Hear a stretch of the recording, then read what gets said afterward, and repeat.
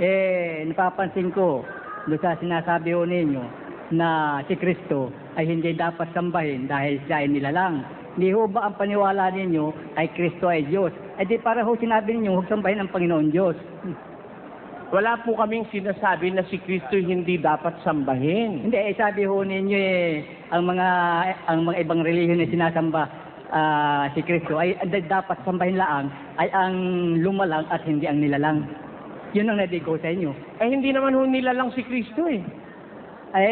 Sabi ho ninyo, di ba ho sabi... Bawal hong sambahin ang nilalang. Pero si Kristo hindi ho nilalang. Wala kang mababasa sa Biblia na si Kristo'y nilalang.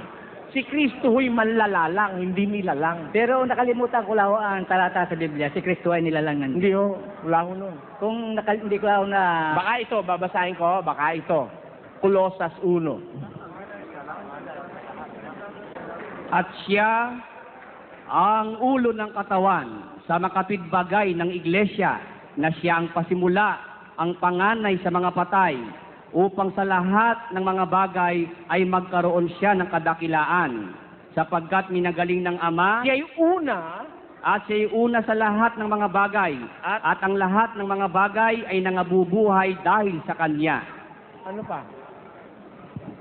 Panganay Na siya ang larawan ng Diyos na di nakikita, ang panganay ng lahat ng mga nilalang. Yun po ba ibig niyo sabihin?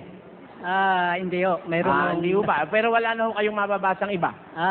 Hindi ho nilalang kailanman si Kristo. Kasama ho siya sa paglalang eh. May mga binasa pa ho kayo sa Biblia na tulad niya ng araw, sinasamba, ayun ay nilalang. Kaya nagpapasama ho pati si Kristo ron, na si Kristo ay nilalang. Hindi ho. Ulitin ko ho, liliwanagin ko po sa inyo. Naniniwala po kaming si Kristo'y dapat sambahin. Kaya wag niyo pong ipilit sa akin na ayaw kong ipasamba si Kristo.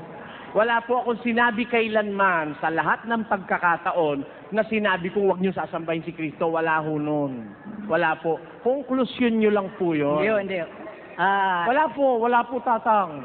Pagbigyan niyo ko, wala po talaga. Dahil sinasamba namin si Kristo eh. Pumunta po kayo sa aming pagkakatipon. Pati sa awit namin, nakasulat eh. Sinasamba namin si Kristo sa awit namin sa imnaryo. Paano kung sasabihin hindi dapat sambahin si Kristo? Nakasulat sa Biblia, dapat nga sambahin si Kristo. Ang bawal sambahin yung nilalang.